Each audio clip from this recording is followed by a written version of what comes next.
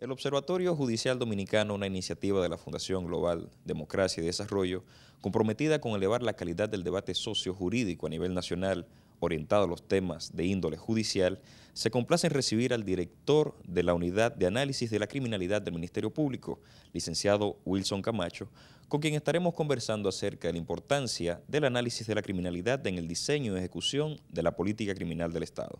Magistrado, háblenos de la composición y la misión de la Unidad de Análisis de la Criminalidad del Ministerio Público. Primero, Harold, agradecerte la oportunidad de poder compartir contigo y con las personas que puedan tener contacto con esta entrevista, algunos contenidos sobre la Unidad de Análisis de la Criminalidad para el Ministerio Público, espacio o dimensión del Ministerio Público que tenemos el honor de dirigir en este momento. Con relación a tu pregunta, mira, primero es el objetivo de la unidad.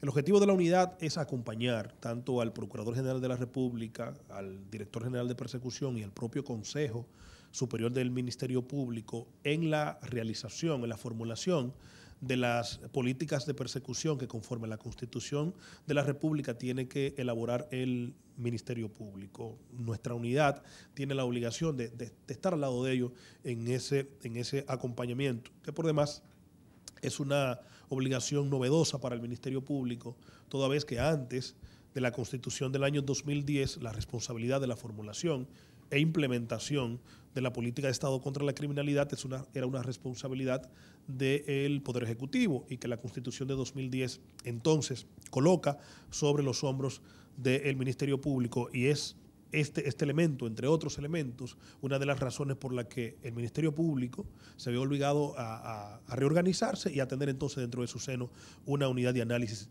de la criminalidad.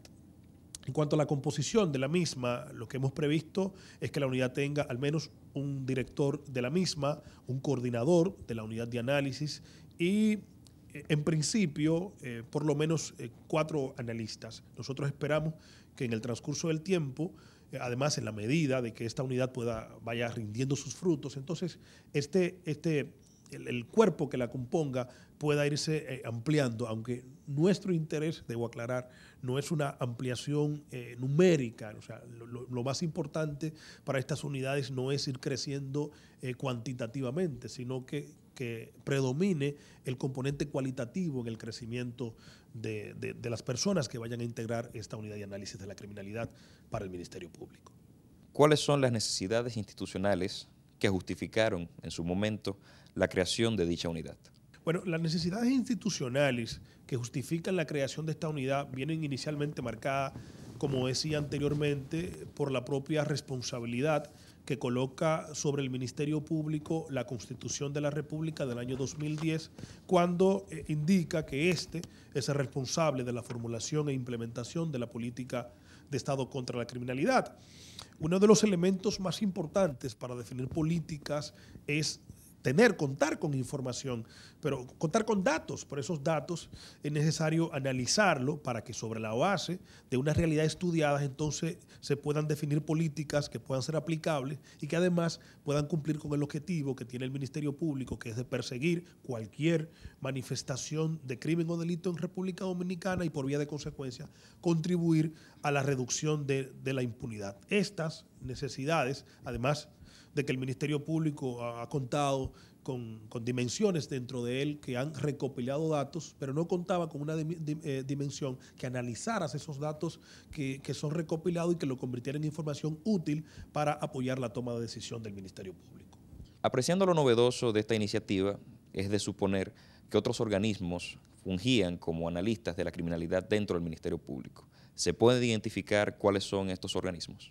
Yo creo que en el Ministerio Público los organismos que tienen más similitud con las funciones que tiene la unidad de análisis de la criminalidad están muy vinculados a aquellas dimensiones del Ministerio Público que recopilaban la información dentro del Ministerio Público, pero que, como decía anteriormente, no estaba vinculada a sus funciones al análisis de esta información, que es lo que hace que que se haga necesario entonces ir un paso más adelante y que no nos quedemos solamente con la información, sino que la misma pueda ser útil y pueda ser aprovechada para la toma de decisión dentro de las dimensiones del Ministerio Público y que esa toma de decisión pueda ser una toma de decisión estratégica, sistemática y que además pueda mantener los niveles de coherencia necesarios como para enfrentar con la mayor efectividad posible las dimensiones de criminalidad que se viven en República Dominicana.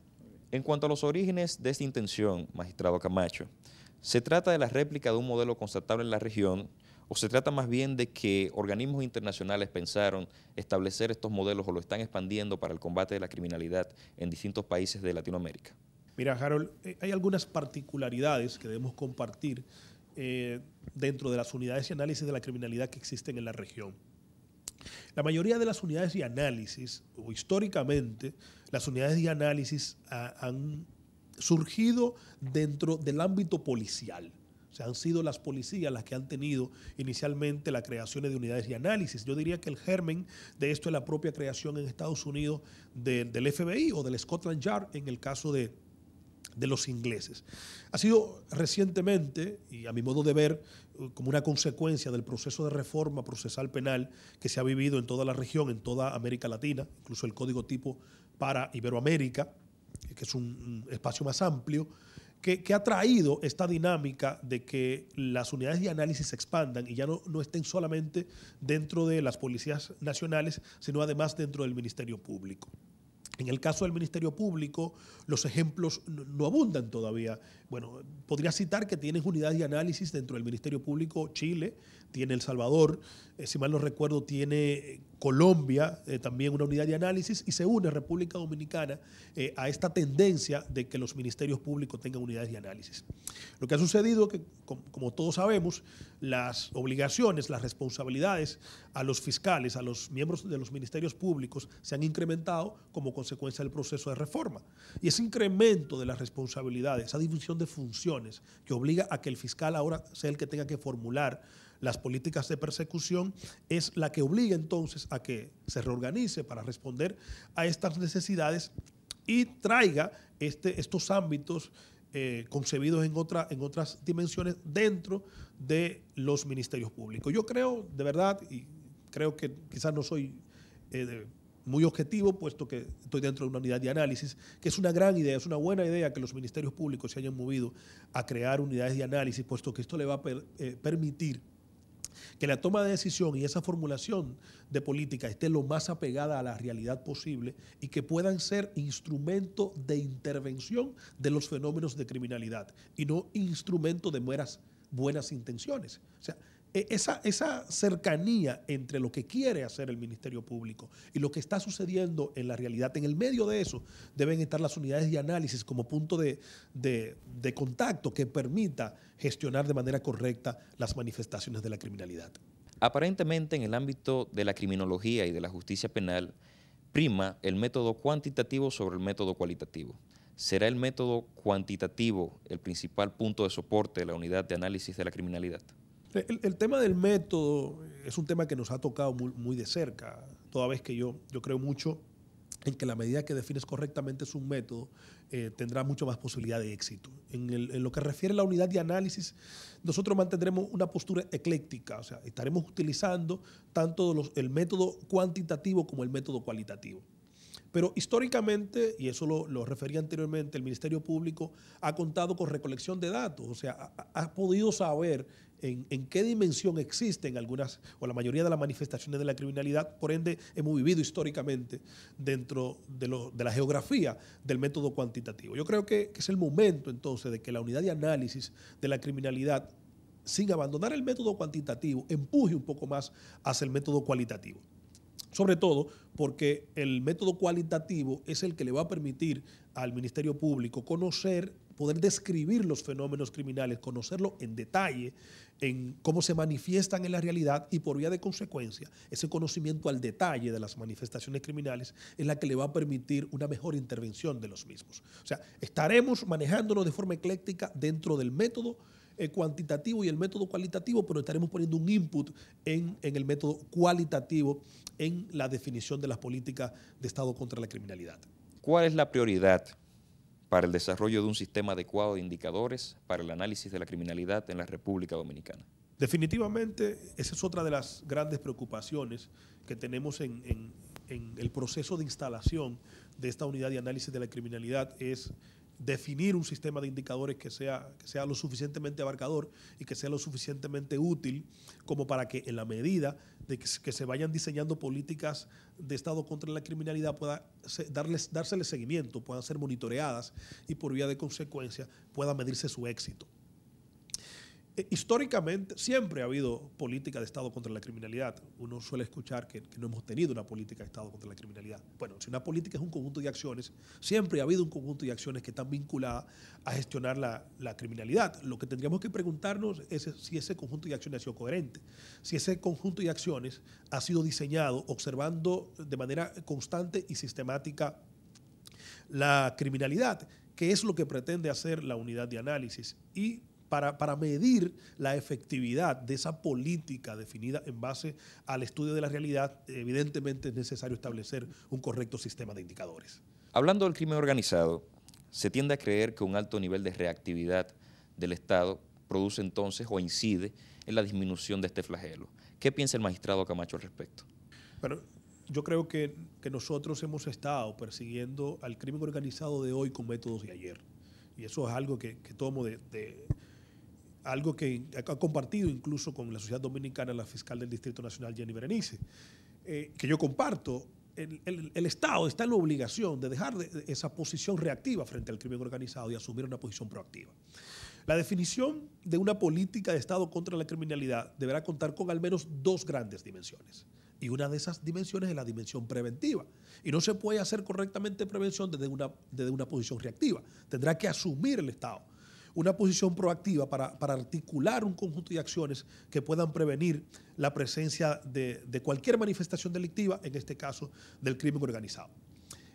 El articular un conjunto de acciones que se vinculen a una política de prevención es lo que nos va a permitir salir del refrán de que el dominicano pone candado después que le roben. O sea, nosotros creo que ya es tiempo de que cambiemos esa lógica y en la manifestación del crimen organizado pongamos el candado antes de que nos lleguen unas manifestaciones.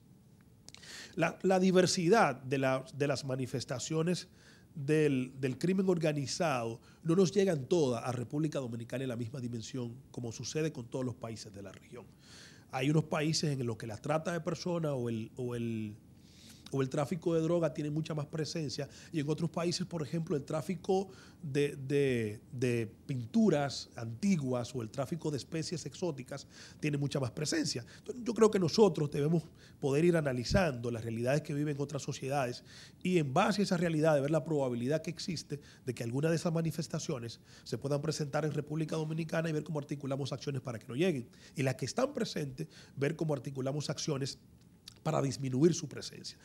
Ya con esta, en algunas dimensiones, solamente nos queda la reactividad, pero en la medida de que seamos solamente reactivos estaremos llegando tarde, estaremos llegando después que se ha vulnerado un derecho fundamental o se ha vulnerado el bien jurídico de una persona. Eso es inevitable cuando se maneja política de persecución penal, pero debemos promover la mayor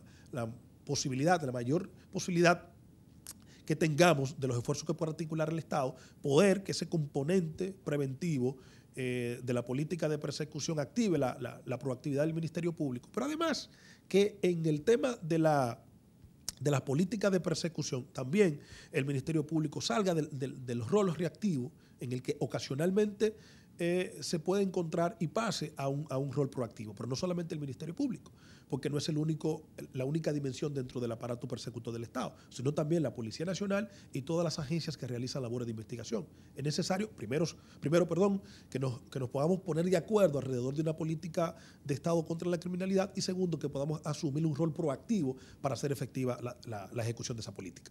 ¿Cuáles son los principales obstáculos para la coordinación interagencial en el combate del crimen organizado? Mira, yo creo que lo más importante es que podamos llegar a un acuerdo de puntos mínimos.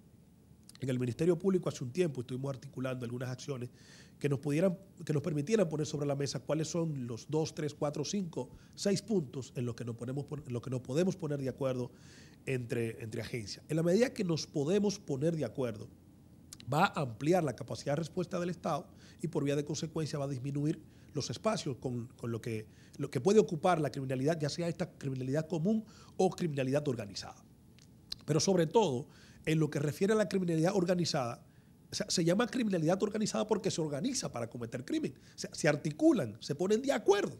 Entonces, si las personas que están en este ámbito ilegal de la economía, como suelo yo llamar, en ocasiones se pueden poner de acuerdo, no es posible que haya una desarticulación entre las autoridades para la persecución.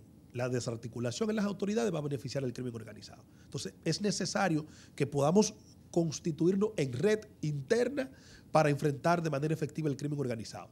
Y que ese ejemplo de articulación interna nos pueda servir para ir a una red mayor, a una red regional que nos permita entonces a mayor escala perseguir las manifestaciones del crimen organizado.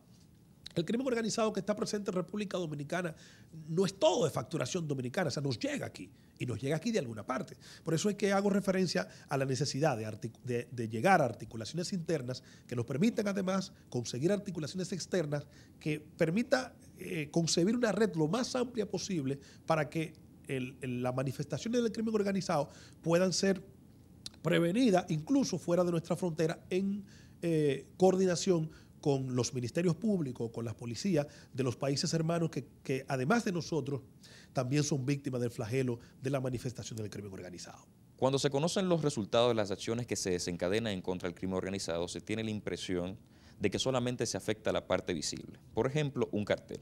Ahora bien, queda una parte casi intacta que antes de cualquier facción criminal existe y opera de forma regular. ¿Es esto una señal de que se debe repensar la política criminal del Estado en contra del crimen organizado, en contra del narcotráfico, por poner un ejemplo concreto? Bueno, definitivamente la política de Estado contra la criminalidad, en el caso del narcotráfico como manifestación del crimen organizado, así como con cualquiera de otra manifestación del crimen organizado, definitivamente debe ser repensada. Y con esto vinculo nuevamente con lo que ya había comentado, de la necesidad de no perseguir el crimen organizado de hoy con métodos del ayer.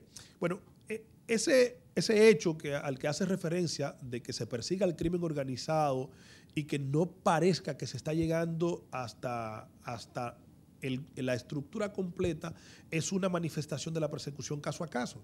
O sea, muchas veces estamos persiguiendo al muchacho del barrio que está moviendo en el barrio la droga y no nos estamos preocupando por cuál es la persona que suple a ese muchacho del barrio de esa droga. Estamos pensando en atrapar los peones de este juego de ajedrez y no estamos pensando en cómo atrapar al que compró el juego del ajedrez, si se me permite la similitud.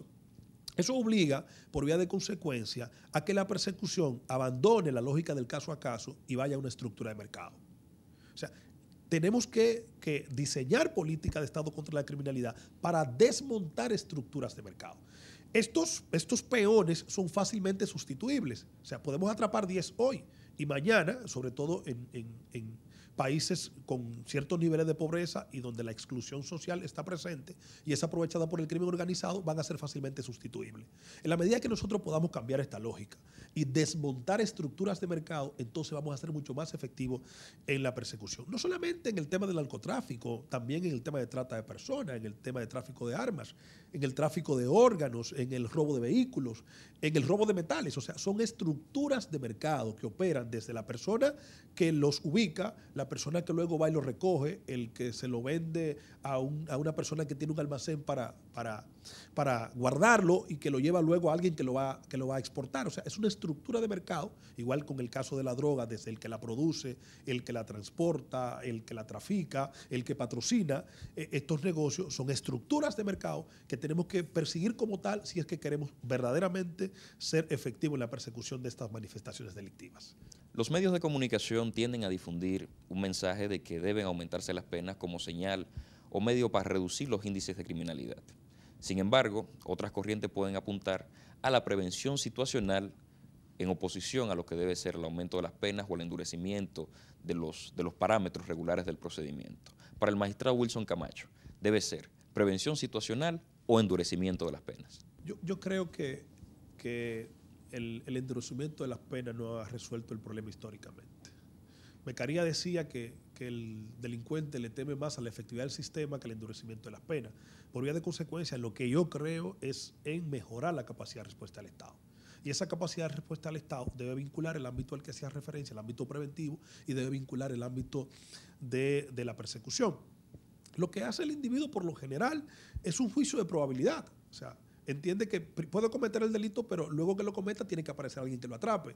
Luego tienen que juzgarlo. Si lo juzgan, tendrá que condenarlo. Y luego de eso tendrá que cumplir una condena. Si él puede escaparse de cualquiera de estas dimensiones, tendrá un reforzador que lo llevará a posiblemente cometer el delito nuevamente. Ahora bien, si el dato que estuviera él es que de cada 10 personas, por ejemplo, que cometen un hecho delictivo en República Dominicana, 9 son atrapados, eso puede ser un disuasivo mayor. ¿Por qué? Porque la posibilidad de que te atrapen, que te juzguen y que te condenen, por vía de consecuencia, entonces va a aumentar.